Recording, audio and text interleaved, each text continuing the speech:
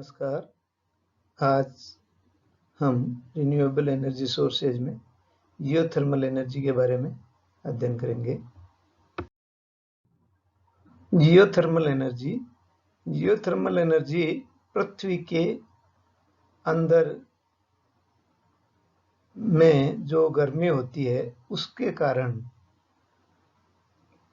ऊष्मा और विद्युत उत्पन्न करने वाली ऊर्जा को जियोथर्मल ऊर्जा कहते हैं। जियोथर्मल ऊर्जा इसलिए होती है क्योंकि पृथ्वी का तापमान पृथ्वी की गहराई के साथ में बढ़ता जाता है। जहां पे जियोथर्मल ग्रेडियंट उच्च होता है वहां पे निम्न गहराई पर भी उच्च तापमान मिल जाता है।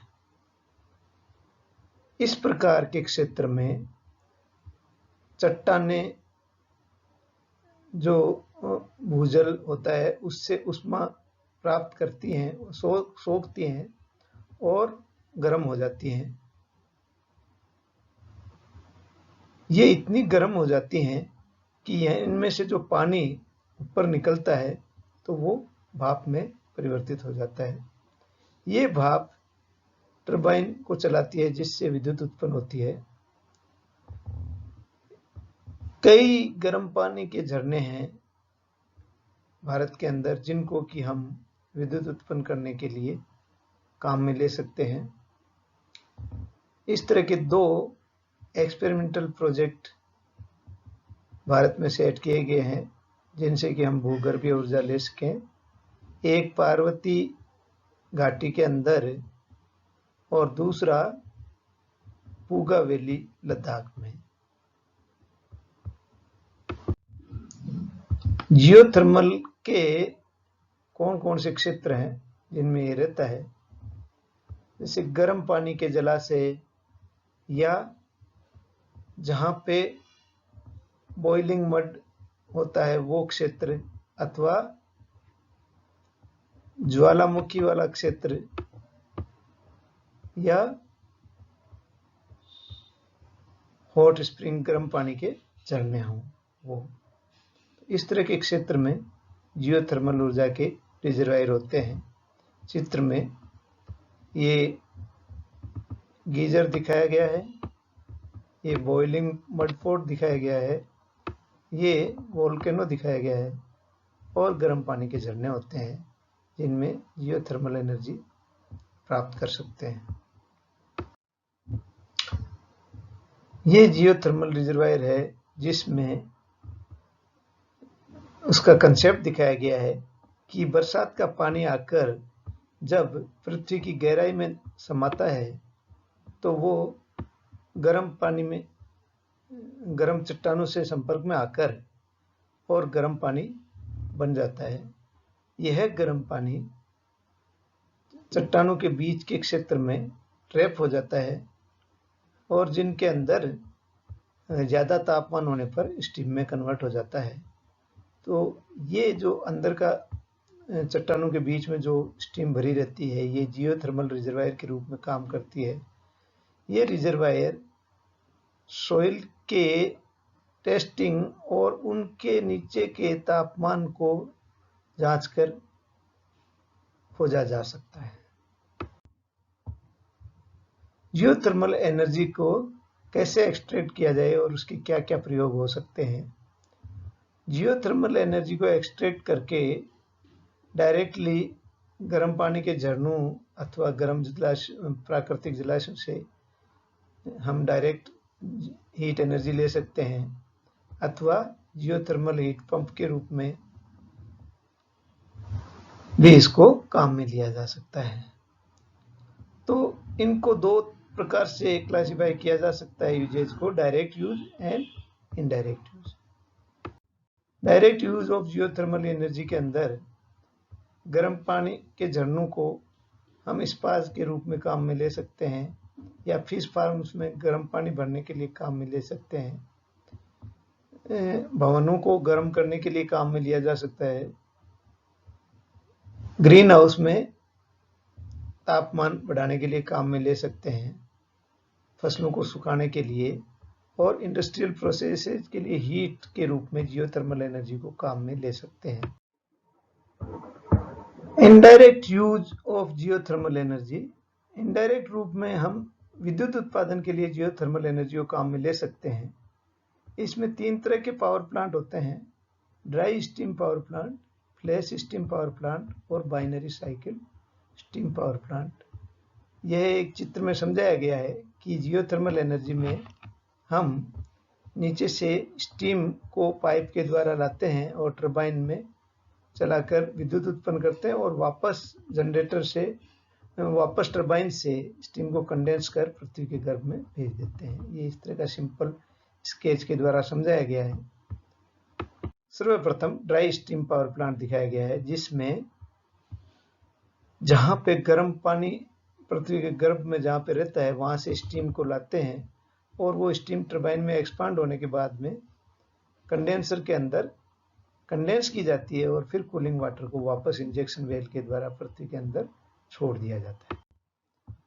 ये dry steam type power plant बहुत पुराने पावर प्लांट्स में से एक हैं और इसमें इस तरह के प्लांट के लिए शुद्ध स्टीम का होना आवश्यक है, जो कि टरबाइन को चला सकती है।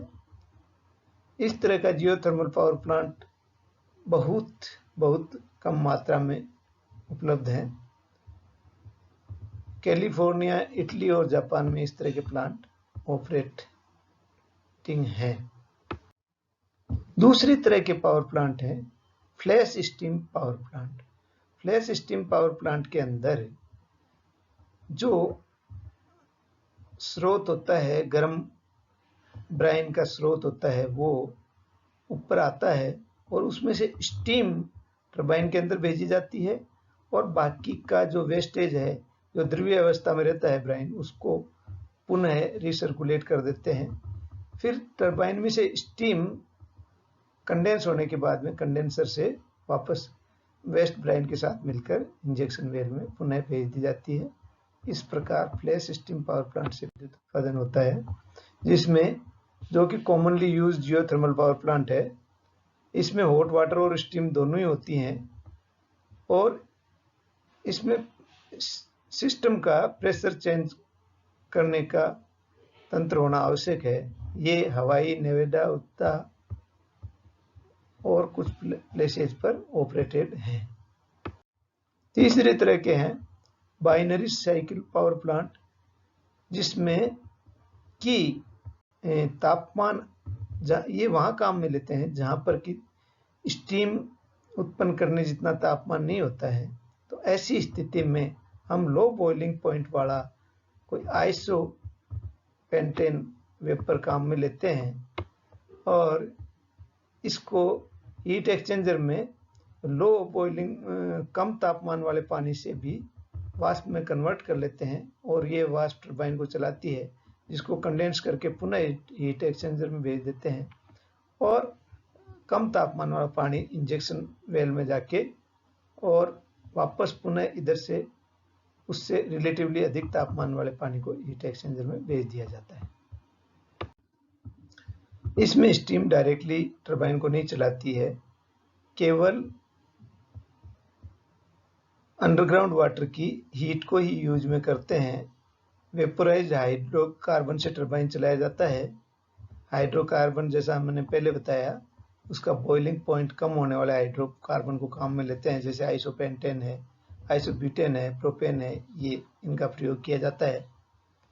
चूंकि हम अंडरग्राउंड वाटर को डायरेक्ट काम में नहीं लेते हैं, इसलिए बाहर इसका एक्सपोजर नहीं होने के कारण हार्मफुल गैसेज बाहर नहीं आती हैं और ये इस तरह का प्लांट सभी जगह जहाँ पर भी जियोथर्मल एनर्जी काम में ली जाती है वहाँ पर एक्सेप्टेड है और यूज में लिया जाता है। जियोथर्मल एनर्जी की कीमत, अगर जियोथर्मल एनर्जी को सीधा उसकी उष्मा का प्रयोग में लेने के लिए काम में लिया जाता है तो वो सबसे सस्ती ऊर्जा के रूप में काम में हमें मिलेगी। इलेक्ट्रिसिटी जनरेशन जियोथर्मल एनर्जी से वह कई घटकों पर निर्भर करेगा, जैसे मेनली जो जियोथर्मल एनर्जी का सोर्स है वह कितना गहरा है और उससे प्राप्त होने वाले द्रव्य अथवा वाष्प का तापमान कितना है। दूसरा, जो रिसोर्स हमें प्राप्त हो रहा है वो स्टीम है अथवा लिक्विड है अथवा दोनों का मिक्स है। तीसरा, उस रिसोर्स का वॉल्यूम कितना है अवेलेबल है हमारे पास में, और प्लांट की टेक्नोलॉजी और साइज कितनी है। इन सब बातों पर उसकी कॉस्ट, इलेक्ट्रिसिटी कॉस्ट निर्भर करेगी। जियोथर्मल एनर्जी में प्रारंभिक निवेश काफ़ी ज़्यादा होता है, लेकिन कुछ समय पश्चात दूसरे रिसोर्सेज के मुकाबले ऊर्जा उत्पादन की कीमत तुलनात्मक हो जाती है। भारत में जियोथर्मल एनर्जी की क्षमताएं अच्छी हैं। यहाँ पर 100 डिग्री सेल्सियस से कम और 100 से 200 डिग्री सेल्सियस वाले क्षेत्र पाए जाते हैं। जियोलॉजिकल सर्वे द्वारा जो सर्वे किए गए हैं उसमें 340 गर्म झरनों वाले क्षेत्र, जहाँ पर कि 34 डिग्री से 98 डिग्री सेल्सियस का तापमान है, वह चिन्हित किए गए हैं। भारत में 7 ऐसे क्षेत्र हैं जहाँ पर कि जियोथर्मल एनर्जी के लिए चिन्हित किए गए हैं, जिनमें हिमालय, सोहाना, वेस्ट कोस्ट, कैम्बे, सोन नर्मदा तापी, सोनाटा जिसको संक्षेप में बोलते हैं, गोदावरी और महानदी। जियोथर्मल एनर्जी के लाभ, यह पूरे वर्ष के दौरान उपलब्ध होती है। इसको हम सीधे यूज में कर सकते हैं। इसकी रनिंग कॉस्ट कम होती है, फॉसिल फ्यूल्स के मुकाबले 80% कीमत सेव करती है, और ग्लोबल वार्मिंग का प्रभाव नहीं होता है, यानी प्रदूषण नहीं होता है, इसलिए यह क्लीन एनर्जी के रूप में प्रयोग में ली जा सकती है। सोलर एनर्जी की तरह से यह मौसम पर निर्भर नहीं करती है, यह ईयर राउंड मिल सकती है। यह एक साफ सुथरा साधन है जिसमें कि बहुत कम पर्यावरणीय प्रभाव पड़ता है। जियोथर्मल प्लांट की मेंटेनेंस कॉस्ट कम होती है। ओवरऑल जियोथर्मल एनर्जी एक सस्टेनेबल ऊर्जा स्रोत है। जियोथर्मल एनर्जी के लाभ, नुकसान अथवा सीमाएं, यह कोई सर्वत्र मिलने वाला ऊर्जा स्रोत नहीं है। इसकी प्रारंभिक लागत अधिक होती है। स्टीम कभी भी खत्म हो सकती है। कभी कभी इनसे हार्मफुल या पॉइजनियस गैसेज निकल सकती हैं, जो कि कंस्ट्रक्शन के दौरान बाहर निकल सकती हैं। अतः सावधानी रखना बहुत आवश्यक है।